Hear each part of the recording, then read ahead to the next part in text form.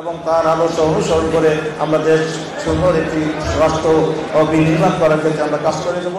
অন্তর্বর্তী সরকারের প্রধান উপদেষ্টা ডক্টর মোহাম্মদ ইউনূসের বক্তব্যে আশাহত হয়েছেন বিএনপির মহাসচিব মির্জা ফখরুল ইসলাম আলমগীর। তিনি বলেছেন, অনেকে আশান্বিত হয়েছেন, আমি একটু আশাহত হয়েছি। আমরা আশা করেছিলাম প্রধান উপদেষ্টা তার সমস্ত প্রজ্ঞা দিয়ে সমস্যা চিহ্নিত করে নির্বাচনের একটা রূপরেখা দেবেন। সোমবার রাজধানীর জাতীয় প্রেস ক্লাবে বিএনপির উদ্যোগে মৌলানা আব্দুল হামিদ খান ভাসানীর ৪৮তম মৃত্যুবার্ষিকী উপলক্ষে আয়োজিত আলোচনা সভায় তিনি এসব কথা বলেন। কথা আছে, তিনি একদিকে রাজনীতি, অন্যদিকে আধ্যাত্মিক নেতা। প্রধান উপদেষ্টার ভাষণ প্রসঙ্গে মির্জা ফখরুল বলেন, আমরা কেন বারবার নির্বাচনের কথা বলছি? কারণ নির্বাচন দিলে সমস্যার সমাধান হয়ে যাবে।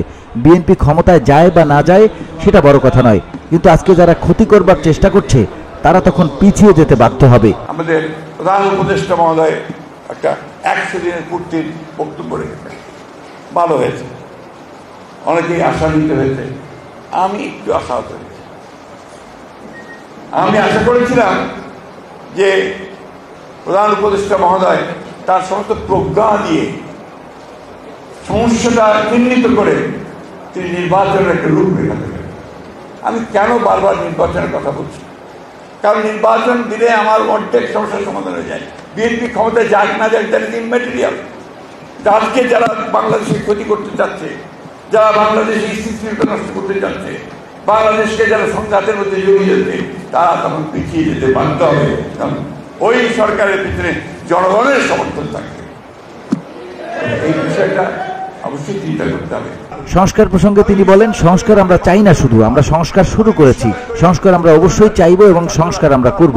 আপনারা দয়া করে জিনিসটা যেভাবে সুন্দর হয়, সবার কাছে গ্রহণযোগ্য হয়, সেভাবে এগিয়ে যান। আমরা এখনো পর্যন্ত আপনাদের কোনো বাধা সৃষ্টি করিনি, উল্টো আপনাদের সমর্থন দিয়ে যাচ্ছি।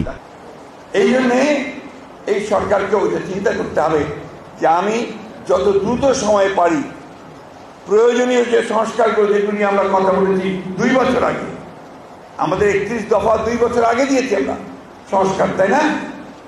নাকি চুপ করে থাকেন, কারণ কথা বলেন না? মনে হয় না আমার কথাগুলো কানে যাচ্ছে আপনাদের? যাচ্ছে? তাহলে কথা বলবেন, রেসপন্ড করবেন। এইটা আমরা ২ বছর আগে দিয়েছি। কেন? আমরা নিজেরা উপলব্ধি করেছি যে এই বিষয়গুলোর পরিবর্তন দরকার। আমরা হয়তো আপনার প্রধানমন্ত্রীর ক্ষমতা আর রাষ্ট্রপতির ক্ষমতা আপনার পার্থক্য করতে বলেছি, ভাগ করতে বলেছি। এক ব্যক্তিকে বেশি ক্ষমতা দেওয়া যাবে না। একজন ব্যক্তি ২ বারের বেশি প্রধানমন্ত্রী হতে পারবে না। আমরা বলেছি ২১ দফায় এমন সময় যেন না নেয় যে সময় নিতে গেলে জনগণের মধ্যে ভ্রান্ত ধারণা হচ্ছে যাবে যে আপনি ক্ষমতায় থেকে যেতে চাইছেন। সচিবালয়ে স্বৈরাচারের দোসররা বসে আছে মন্তব্য করে সরকারের উদ্দেশ্যে ফখরুল বলেন, কিভাবে কাজ করবেন আপনি কাদের দিয়ে সংস্কার করবেন? এরা তো সংস্কার করতে দেবেন না আপনাকে। নির্বাচন যত দেরি হবে তত বিতর্ক সৃষ্টি হবে উল্লেখ করে তিনি বলেন, দেরি হলে বাংলাদেশের শত্রুরা সংগঠিত হবে। আমরা এখন পর্যন্ত কোনো বাধা সৃষ্টি করিনি, বলতে আপনাকে সমর্থন দিয়েছি, প্রতিটি ক্ষেত্রে সমর্থন দিয়েছি।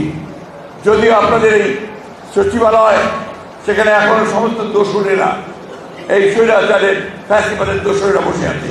কিভাবে কাজ করবেন আপনি? কাদেরকে নিয়ে সংস্কার করবেন? এরা তো সংস্কার করতে দেবে না আপনাকে।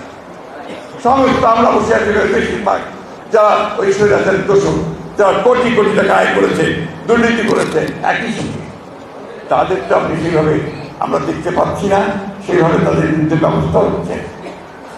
এগুলোকে একটু দৃশ্যমান করেন, আর গভর্নেন্স সেই দিকে একটু লক্ষ্য দিতে হবে। মির্জা ফখরুল বলেন, আমরা আরো ২ বছর আগেই ৩১ দফা সংস্কারের কথা বলেছি। আমাদের ভারপ্রাপ্ত চেয়ারম্যান তারেক রহমান আরো আগে থেকেই এই সংস্কার নিয়ে আলোচনা করছেন।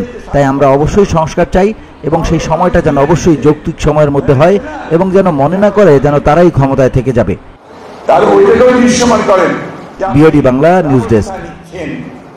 সিন্ডিকেটগুলোকে ভাঙার চেষ্টা করেন না, পারেন একটা ব্যবস্থা নিতে হবে আর গভর্নেন্সের ব্যবস্থা করেন।